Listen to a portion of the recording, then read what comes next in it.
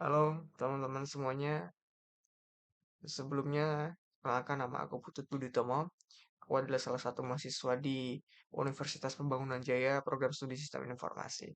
Nah, jadi kebetulan teman-teman di sini aku ingin sharing dan juga mempresentasikan dari project aku, project UAS aku pada mata kuliah analisis dan perancangan sistem informasi teman-teman.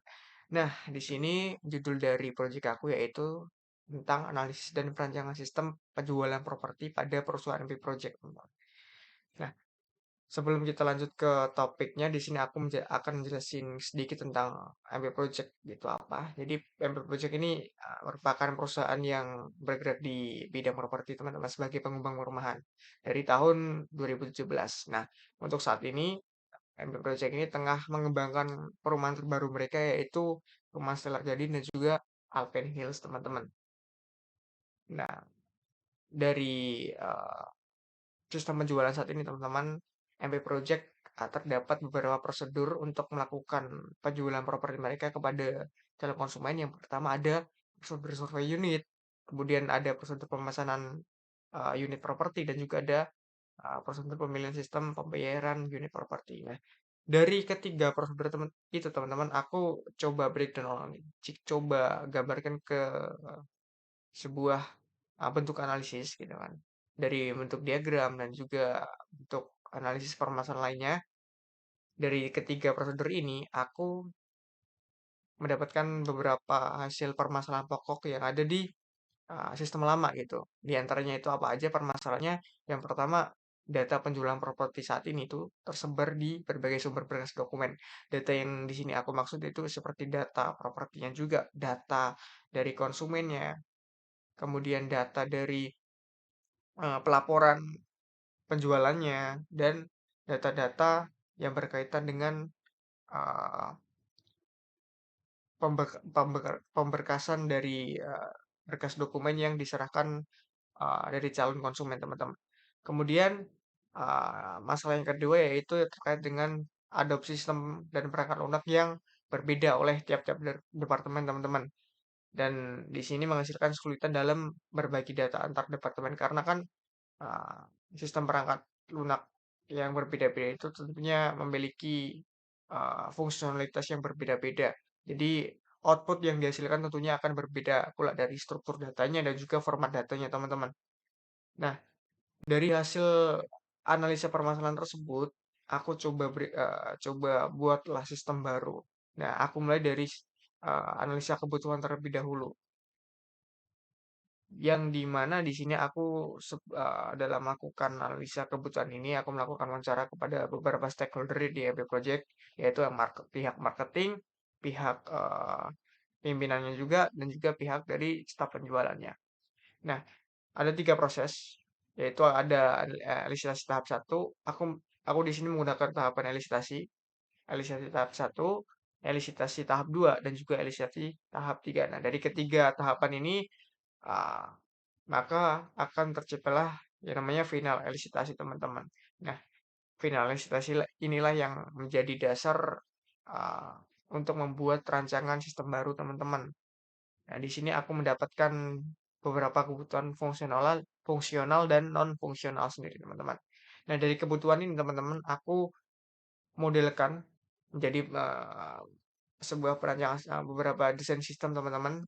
Yang pertama di sini mungkin aku akan ingin jelasin dari use case diagramnya, teman-teman. Nah, di sini dari use case diagram yang terlihat, teman-teman, di sini yang pertama aku akan jelasin dari bagian aktornya, teman-teman. Di sini kalau teman-teman lihat ada generalisasi namanya.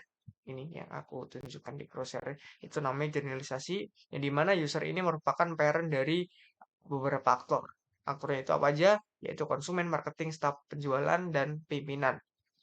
Nah, untuk use case yang pertama, di sini ada yang namanya ada yang namanya boundary sistem autentikasi, gitu, teman-teman.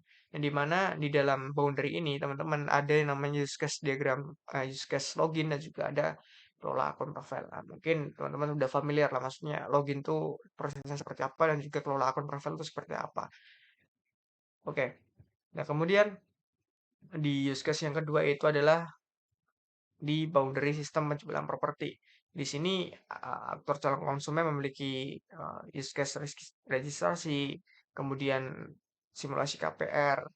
Nah, untuk konsumen sendiri dia ada use case keluar data pribadi, pesan unit, lihat riwayat pemesanan, keluar data pemesanan, dan juga di sini ada use case yang di boundary sistem manajemen properti, ada aktor staf penjualan memiliki use case kelola properti.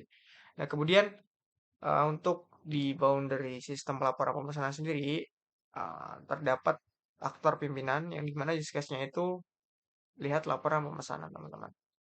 Nah, dari use case ini, teman-teman, aku coba rancang kembali, aku jabarkan breakdown menjadi sebuah kelas diagram, teman-teman. Di sini ada sekitar 15 kelas, teman-teman, yang saling berkaitan. Di sini ada, kalau teman-teman perhatikan, di sini ada beberapa generalisasi antar kelasnya, di mana user di sini, kalau teman-teman lihat, user merupakan parent dari kelas konsumen, dan ini juga ada juga properti merupakan parent dari kelas tipe unit.